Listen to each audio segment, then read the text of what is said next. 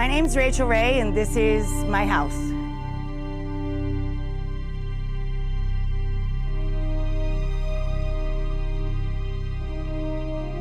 On August 9th, my house burned. 15 years of memories, 40 years of notebooks, drawings, thoughts, my life's work. In the years that I lived here, I learned an awful lot. In the few weeks since it burned, I think I've learned even more. Today, we're going to share what's left of our home with you.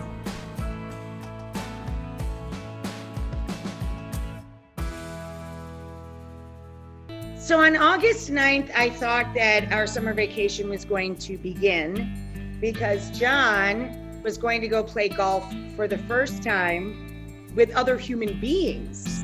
And I thought they were going to have this perfect day. So I was going to make a big pasta dinner for John because that makes him the happiest. And he comes in and he's very grumpy. The golf game did not go too well. So I thought, well, while he's upstairs changing, I'll start a fire. You'll see the pasta water going. The sauce is bubbling. This will make a nice evening. So John comes downstairs a bit later, and this man comes running through the backyard. He jumped off an ATV, and he's in our backyard screaming, and he's like, your roof is on fire, your roof is on fire, your roof is on fire. Hey, you guys, hey, you guys. So we run into the backyard, and we look up, and yeah, the roof's on fire. So I ran upstairs. The gentleman in our backyard said that he had called for the fire department, of course, and first responders. John also called on our house phone. I ran upstairs to get medicine, my notebooks, my mother's high school ring, things that when your house is burning down, you don't want to leave. But when I ran to the top of the stairs, I could hear the fire in the wall. I could hear electricity. I could hear danger. Because I am a part of the Dennis Leary Firefighter Foundation and the first female member of their board, I've been in enough fake controlled fires to know to be very scared of sounds and fire itself, So I immediately turned to run out, and there was a Hadley Luzerne firefighter standing literally next to me. Get out, get out. I'm like, I'm trying. They're yelling at each other. And I said, go. And we ran down the stairs, and John was coming up the stairs as we were going down the stairs. And I said, you can't go in there. You can hear the fire in the walls. It's a whole house of stuff. You don't know what to grab.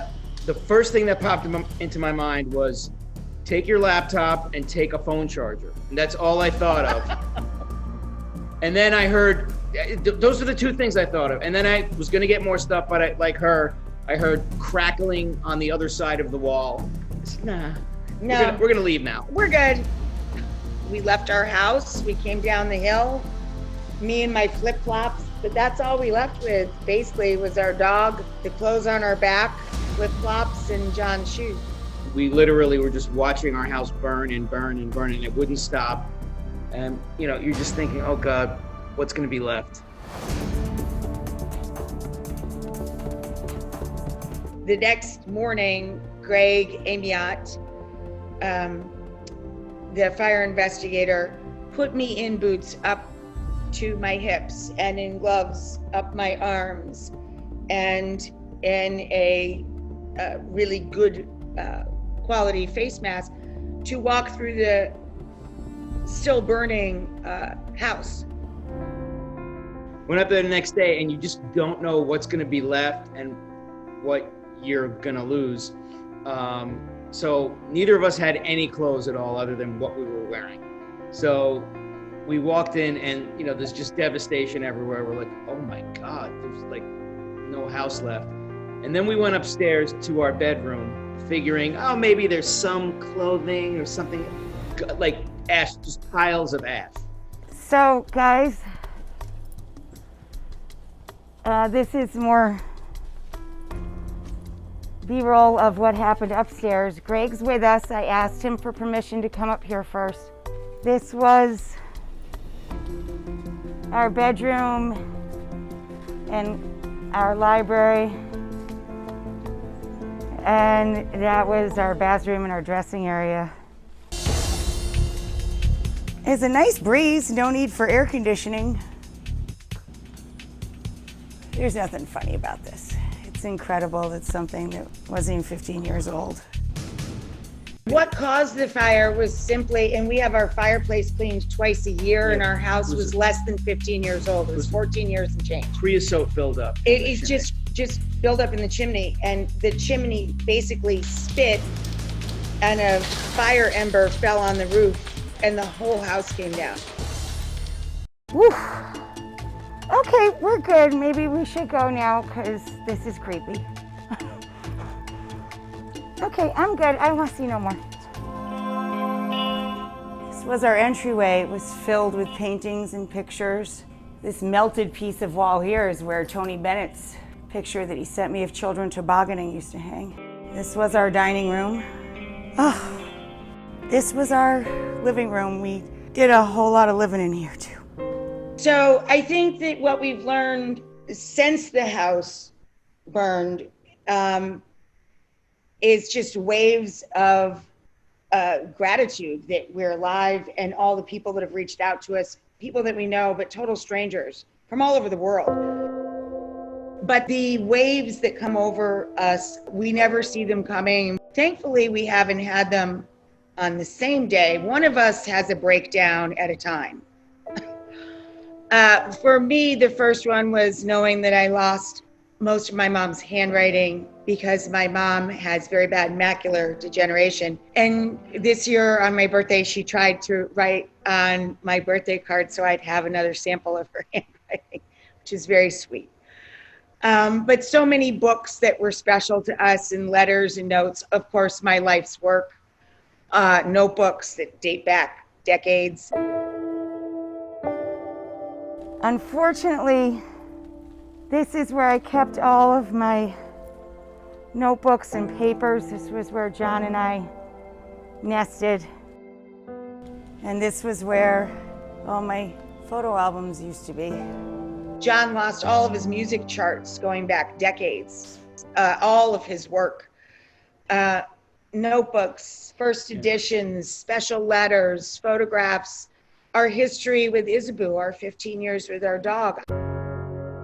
I have to say the remediators, the people that work on fires, the wonderful professionals that do this day in and day out, that live in other people's sadness and loss, they're remarkable. And we don't even know what they can save from the fire.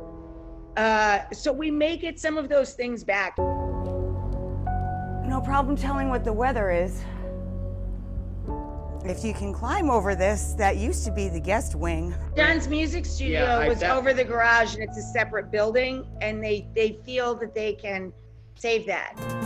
I thought that my pizza oven had survived, and like 12 or 13 days later, some beam work, or I don't know, something fell and broke the pizza oven too. So as of today, my house is being bulldozed.